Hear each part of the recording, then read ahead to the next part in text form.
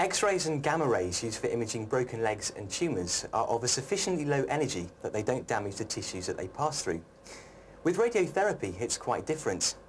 X-rays, gamma rays and sometimes electrons of a much higher energy are used to destroy cancer cells and therefore destroy tumours.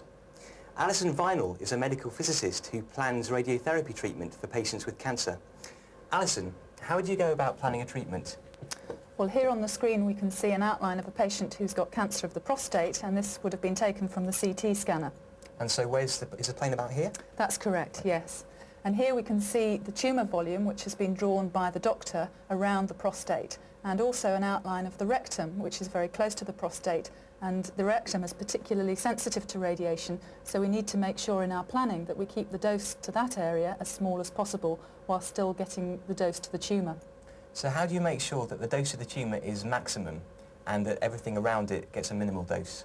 Well, in this particular patient we've chosen to use a three-field technique, so we have one field of radiation coming in from the front and two fields of radiation, one from each side. And the radiation fields at the side have these wedges in the way which act to preferentially absorb the radiation, so that helps to give us a good homogeneous distribution of dose around the tumour volume while still keeping the dose to the rectum as low as possible. As Alison said, this picture comes from a CT scan of the patient, and it shows a cross-section through him just below the waist.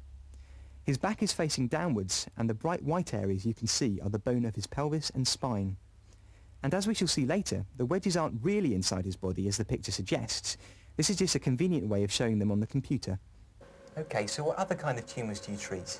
Well, we treat a number of patients with breast cancer.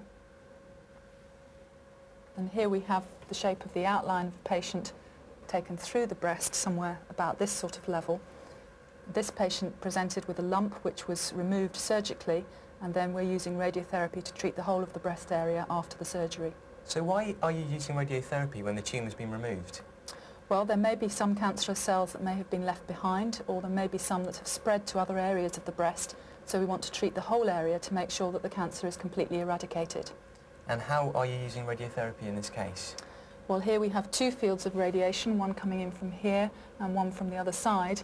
And again, both have wedges in the way, which are acting to compensate for some of the lack of tissue around the curve of the breast here.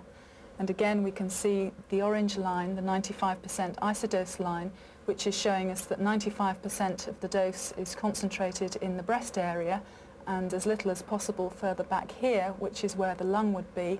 And the lung, again, is sensitive to radiation, and we want to make sure that we keep the dose there to the minimum possible. Alison, thank you very much. We're now in the radiotherapy department, which contains the machines which are used to treat patients with cancer.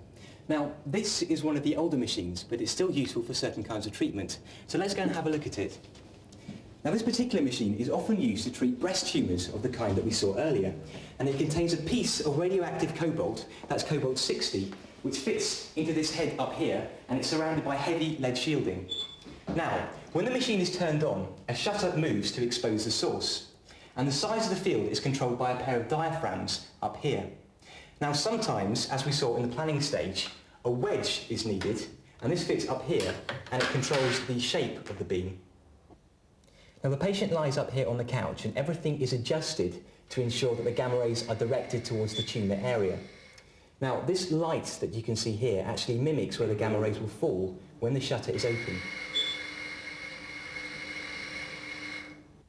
Of course, it's important to protect the operator too, and having set up the treatment, he leaves the room. And he watches through that viewing window over there that's made of lead glass. And just to be sure, this wall contains concrete that's nearly 1 metre thick. Cobalt-60 sources are widely used by radiotherapists, but increasingly they're using machines like this one, a linear accelerator. Now, linear accelerators have a big advantage, and that is that they produce X-rays of a much higher energy, and so therefore they can be used to treat tumours that are deeper within the body. The X-rays are generated electrically, and they're under computer control, so this means that the edges of the radiation beam are much sharper. This can be very important when treating areas close to critical organs.